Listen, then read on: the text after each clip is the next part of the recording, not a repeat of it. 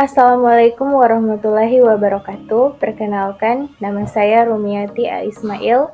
Saya dari jurusan Ilmu Hukum Kemasyarakatan, Prodi Pancasila dan Kewarganegaraan, Fakultas Ilmu Sosial, Universitas Negeri Gorontalo. Kelas A semester 2 dengan NIM 2214-24031. Di sini saya akan menjelaskan materi memahami demokrasi sebagai pondasi negara yang kuat untuk memenuhi tugas mata kuliah TIK dalam pembelajaran PPKN dengan dosen pengampu Ibu Yuli Adhani SPD MPD. Baik, demokrasi adalah sistem pemerintahan yang dimulai dari rakyat, oleh rakyat, dan untuk rakyat. Artinya, kekuasaan tertinggi sepenuhnya diberikan kepada rakyat. Baik, yang pertama, prinsip utama dari demokrasi atau yang bisa disebut sebagai pilar-pilar kekuatan dari demokrasi. Prinsip yang pertama yaitu supremasi hukum.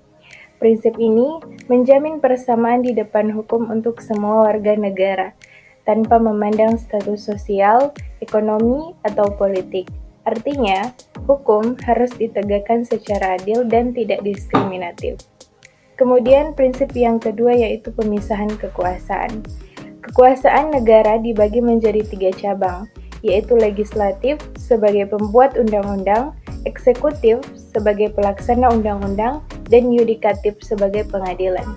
Pemisahan ini bertujuan untuk mencegah penyalahgunaan kekuasaan. Kemudian yang terakhir, jaminan HAM. Demokrasi menjamin hak asasi manusia, seperti kebebasan berbicara, berpendapat, beragama, dan berserikat. Hak-hak ini dilindungi oleh konstitusi dan undang-undang. Yang kedua, evolusi demokrasi di Indonesia atau perjalanan panjang dari demokrasi dimulai pada masa awal kemerdekaan, di mana Indonesia menerapkan sistem demokrasi parlementer namun tidak stabil karena seringnya pergantian kabinet. Kemudian pada masa Orde Lama. Pada masa Orde Lama, Indonesia menerapkan demokrasi terpimpin dengan kekuasaan yang terpusat pada presiden. Kemudian pada masa Orde Baru. Pada masa Orde Baru, sistem pemerintahan sentralistik dengan pembatasan kebebasan politik dan sivil. Kemudian yang terakhir reformasi 1998, di mana pada masa ini merupakan tonggak penting menuju demokrasi yang lebih terbuka dan partisipatif. Baik, selanjutnya yang ketiga yaitu lembaga demokrasi. Dimulai pada MPR atau DPR, kemudian DPD sebagai lembaga legislatif yang mewakili rakyat dan daerah. Kemudian Presiden sebagai lembaga eksekutif yang menjalankan pemerintahan.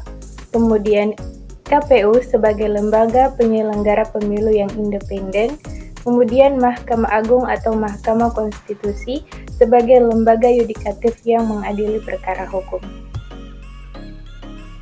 Baik, yang keempat, partisipasi masyarakat yang merupakan kunci demokrasi yang sehat, dimulai dari pemilu, di mana warga negara menggunakan hak pilihnya untuk memilih pemimpin.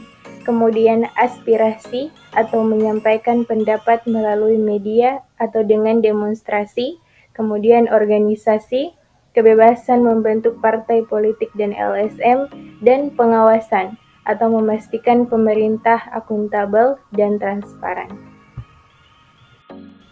Selanjutnya yang kelima, tantangan demokrasi di Indonesia. Yang pertama, korupsi yang tentunya merusak kepercayaan publik dan menghambat pembangunan.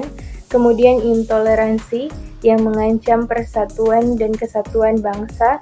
Kemudian politik uang yang mempengaruhi hasil pemilu dan kebijakan publik. Dan yang keempat, disinformasi yang tentunya memecah belah masyarakat dan menyesatkan opini publik. Kemudian yang keenam, peran media.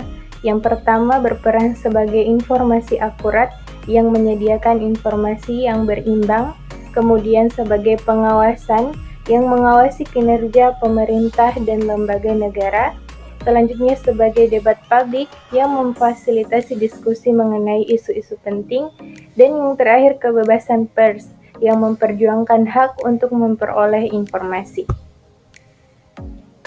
Yang ketujuh, pendidikan demokrasi dapat diterapkan melalui kesadaran warga, partisipasi aktif, budaya toleran, dan kewarganegaraan. Namun, pendidikan kewarganegaraan di sekolah dan masyarakat sangat penting untuk meningkatkan kesadaran tentang hak dan kewajiban sebagai warga negara. Ini mendorong partisipasi aktif dalam proses demokrasi dan membangun budaya politik yang toleran dan inklusif. Investasi dalam pendidikan demokrasi adalah investasi untuk masa depan bangsa. Baik, yang terakhir, demokrasi dan pembangunan, yaitu pertumbuhan ekonomi, di mana demokrasi menciptakan iklim investasi yang kondusif dan mendorong pertumbuhan ekonomi, kemudian pembangunan berkelanjutan, di mana demokrasi memastikan pembangunan yang berkelanjutan dan berkeadilan. Artinya, demokrasi dan pembangunan adalah dua sisi mata uang yang sama. Demokrasi memberikan fondasi yang kuat untuk pembangunan ekonomi dan sosial yang berkelanjutan. Good governance atau tata pemerintahan yang baik adalah kunci untuk mewujudkan sinergi antara demokrasi dan pembangunan, mengurangi kemiskinan dan kesenjangan. Kesimpulannya, demokrasi adalah sistem pemerintahan terbaik untuk mewujudkan kesejahteraan rakyat. Namun, demokrasi membutuhkan partisipasi aktif dan tanggung jawab dari seluruh warga negara. Tantangan demokrasi harus dihadapi secara bersama-sama untuk membangun Indonesia yang lebih baik. Mari kita terus menjaga dan memperkuat demokrasi di Indonesia demi masa depan yang gemilang. Baik, terima kasih. Sekian presentasi dari saya. Lebih dan kurangnya saya memohon maaf. Assalamualaikum warahmatullahi wabarakatuh.